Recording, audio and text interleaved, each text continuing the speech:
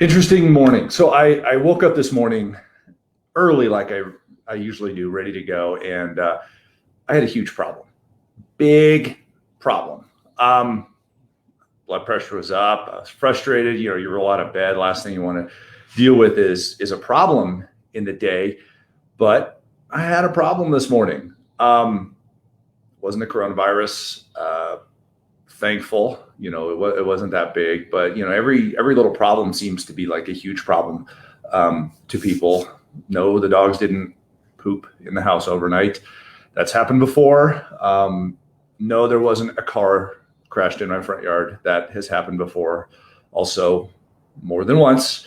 But ultimately, we had a problem. See, I have a whole bunch of people in my house right now. My three kids are one from high school, two from college, and my wife and me, and the Wi-Fi was down. So you look at it and you go, not a big deal. But we all know that what's the number one thing that we're using right now? As much as oxygen, we're using it more than water, which we should be drinking more water than Wi-Fi. But the Wi-Fi was down. So what did I do? I got on the app. And you know what the Wi-Fi app said? You have to have Wi-Fi in order to troubleshoot your Wi-Fi. So that didn't work. So I thought, all right, time to get on the cell phone and make a phone call and things like that. And here's the reality, though. I was reacting. And we all react to things. This is an important lesson right now. This is an important leadership lesson right now. This is an important lesson for everybody because you see it. You see it when people go to the store. You see it when people are in traffic. You see it in business. You see it when people, when something's going on, people react. And what should we do? Should we react? Should we respond? I'm going to tell you there's a third R here. That third R is reflect. Take a deep breath, take a step back and reflect on what is the message, what is the thing that you're going to say or do going to end up causing? What's the result that it's going to cause? Is it going to fix the situation? Is it going to actually make things happen?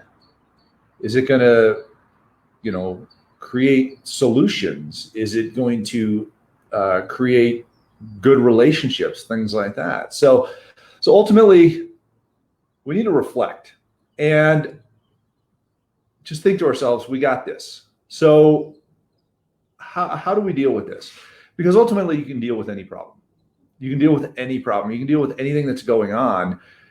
And how we deal with that thing that's going on is going to be remembered at the back end by ourselves, by our conscious, by us looking in the mirror going, I did that the right way or I didn't do that the right way in how I want to be remembered. So, I want to talk about this briefly. So, good morning. Hi, Mandy. Hi, Sabrina. Hi, Eileen. It's good to see you guys. A little bit of a different background here. I wanted to get outside, give you this is not a studio. This is my backyard. You can hear the traffic noise on the road back here. So anyhow, here's what I want to talk about real quick. I want to talk about emotional intelligence and emotional maturity. Emotional intelligence, emotional maturity. And what are those two things? Those two things are really how you respond to things and how you come across to others and how you recognize the feelings of others. Because a lot of people are very sensitive right now. A lot of people are ultra sensitive to how things are going right now in society. And we need to recognize that. Thanks, Lisa. I've been working on my sound. The reality is if you think about emotional intelligence and emotional maturity before you do anything, you will benefit out of that, and the response and the results and the situation will benefit. So what I mean is I could have picked up the phone and I could have called the internet provider and raised all sorts of hell. And, how would it be if your family didn't have Wi-Fi and you're cooped up in your house and you're trying to get work done and, be passive aggressive and things like that. I could have been really pointed in how I approach this. Nope, that wouldn't have solved anything. I could have said, look, I want you to, give me a month free because I'm pissed off at you and this was inconvenient for me and I could have missed out on business. That wouldn't have worked to fix anything either.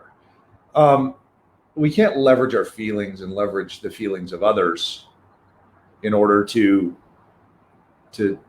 solve problems. We have to be kind, and we'll get through it together. So when I talk to people, you smile and you go, how can we work through this? How can we make this happen? How can we do things together in order to be problem solvers? So that's emotional intelligence and emotional maturity. Emotional intelligence is understanding their emotions. Emotional maturity is understanding your response, self-awareness.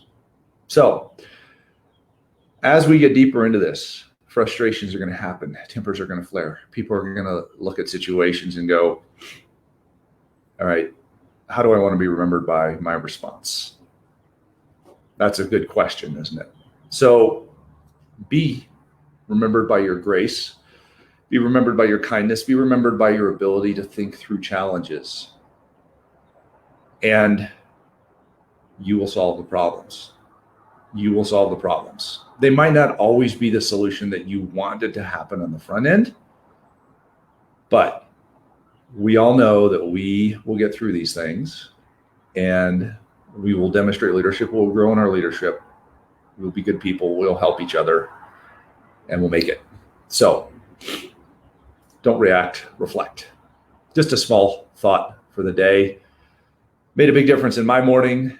And, it made me feel good about how I responded. We'll make it. So my thing to you, my statement to you, my request of you, be well, take care of yourself. Wash your hands, don't touch your face, be nice to each other, drink a lot of water, stay healthy, be safe, take care of your family, and be a leader. This too shall pass. We will get through it.